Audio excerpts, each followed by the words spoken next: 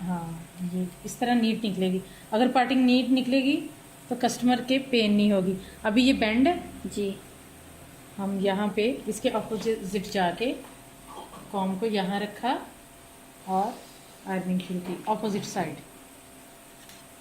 ठीक है बेटे, समझ आ रही है? जी मैम।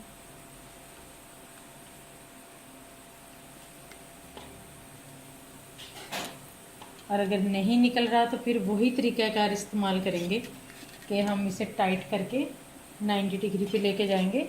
ये देखें टाइट किया, 90 डिग्री पे 90 डिग्री पे लेके गए बाल को और इसको टाइट करके खींच लिया।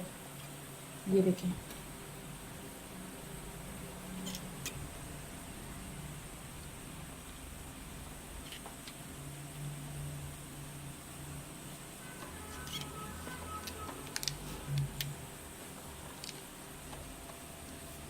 एक भी बाल को हम इग्नोर करके आगे नहीं बढ़ सकते। जी।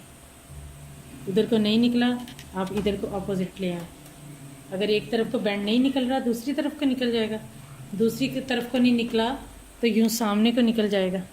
हर तरह आपने बाल को मूव करना है कि बाल आपका अच्छी तरह से बिल्कुल स्ट्रेट और बगैर बैंड के हो। यही आपका रिज़ल्ट है। अगर आप बाल को इग्नोर करेंगी या अपनी थकावट को देखेंगी या ये देखेंगी कि स्टाफ आपका जो है वो थक गया है और आप थक गई हैं, इसको आप इग्नोर नहीं कर सकते। इसके चार्जेस भी तो इसीलिए ज़्यादा होते हैं कि इसमें मेहनत बहुत होती है। प्रोडक्ट की तो इतनी ज़्यादा कास्ट नहीं होती। अभी वो डिक्सन का 1600 रुपये की वो पैकिंग आई है, 2 पैकिंग लगी 3200 की, और शैम्पू लगा, और हमारी ये जो आयरनिंग है ये हुई है, इसकी अपनी कास्ट 5000 आई है तकरीबन, बिजली का खर्चा मिला के। ठीक है जी। क्योंकि आयरन 2 चली हैं।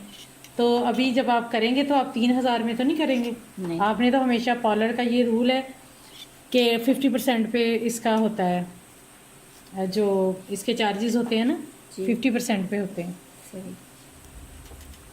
सारा बैंड जब निकल जाए अच्छे से, उसके बाद दोबारा से ऊपर से ज़रा थिक पार्टिंग लेके, और आपने वही काम करना है कि ये देखें इसको आयरन को घुमाना है ताकि नीचे वॉल्यूम आए।